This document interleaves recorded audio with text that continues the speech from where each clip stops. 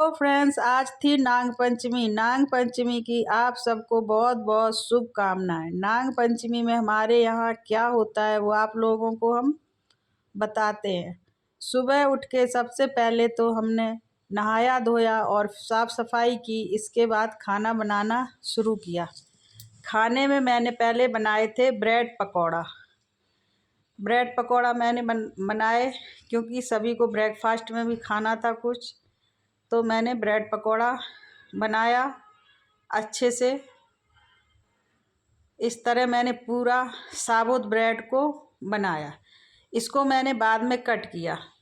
इसके बाद मैंने कढ़ी के लिए पकौड़े निकाले, जो कि इस बार मैंने सादा सिंपल सी कढ़ी बनाई थी, जो मेरे घर में पूजा में कढ़ी बनती है। उसके लिए बिना प्याज लहसुन की पकौड़े थे। सिंपल सिर्फ नमक डाल के मैंने पकौड़े बनाए थे, क्योंकि ये पूजा के लिए हमें बनाना था।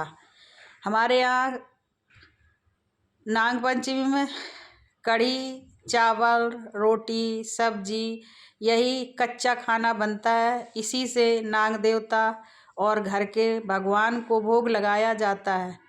कोई अलग से खाना नहीं बनता है, यही खाना हम लोग भी खाते हैं। ये मेरे पकौड़े बनके तैयार हो गए, जो मैंने बनाए थे बढ़िया करारे से कुरकुरे से कढ़ी के लिए। इस टाइम मैंने इन पकौड़ों को निकाल लिया। इसके बाद मैंने ब्रेड पकौड़ों को कट किया।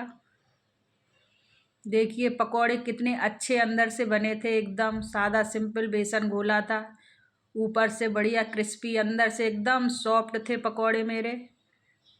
इस तरह मैंने पकौड़े बनाए और उनको बाद में मैंने कट कर लिया। ये बहुत आसानी से बन जाते हैं क्योंकि पूरा ब्रेड होता है। इसको बनाने में बिल्कुल दिक्कत नहीं होती। इस तरह पकौड़े कोई भी कभी भी बना सकते हैं, फटाफट बनने वाले हैं ये पकौड़े। इस तरह मैंने पकौड़ों को फिर मेरे हस्बैंड को ब्रेकफास्ट करना था, उनके लिए मैंने दिए पकौड़े। मैंने कहा आप जब तक ब्रेकफास्ट कर लो, मैं पूरा खाना बनाना था। मैंने कहा बाकी मैं खाना जब तक बनाती हूँ।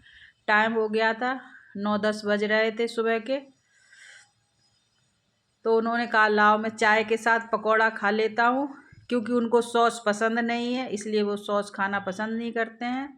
उन्होंने चाय और पकौड़ा खाया। अगर आप लोगों को सॉस पसंद है तो आप लोग सॉस के साथ ये ब्रेड के पकौड़ा और चाय कभी भी ब्रेकफास्ट में या इवनिंग में भूख में खा सकते हैं।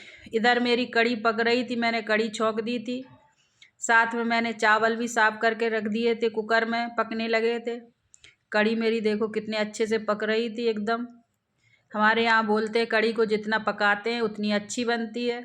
मैंने इसमें फिर डाल दिए पकौड़े कढ़ी में। इस टाइम देखो चला दिए, एकदम पकौड़े परफेक्ट थे, हल्के थे, ऊपर ही तैर रहे थे। पकौड़े बहुत अच्छे बने थे, एकदम सॉफ्ट अंदर से। इस तरह मेरी कढ़ी खौलती हुई खूब देर तक मैंने पकाई, जब तक मेरे चावल इधर पक गए। दूसरी तरफ मैंने सब्जी अपनी छौंक दी, कुकर में तड़का लगा दिया।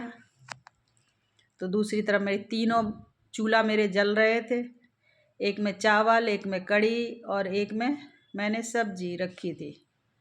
साथ में मैंने तब तक देखा आटा लगा लेते हैं। मैंने कहा मैंने आटा भी लगा लिया रोटी का। मैंने कहा जैसे ही चावल ये सब पक के तैयार होएंगे, फटाफट गरम गरम रोटी सेक दूंगी।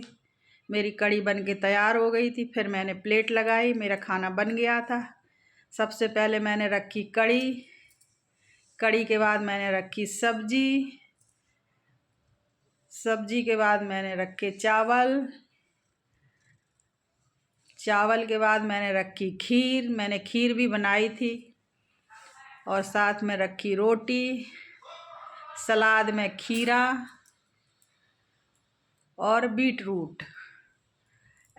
ऐसे मैंने सलाद काटा था। साथ में मैंने रखे पकौड़े। मेरी थाली पूरी तैयार थी इस टाइम भगवान को भोग लगाने के लिए। इस तरह मैंने अपने घर के भगवान और नाग देवता को भोग लगाया। उनको खाने के बाद फिर हम लोगों ने खाना खाया। इस तरह नाग पंचमी में हमारे यहाँ खाना बनता है। आप लोगों को अच्छी लगे तो प्लीज़ लाइक कीजिए, सब्सक्राइब कीजिए, कमेंट कीजिए। मेरा पूरा वीडियो देखने के लिए थैंक यू, धन्यवाद।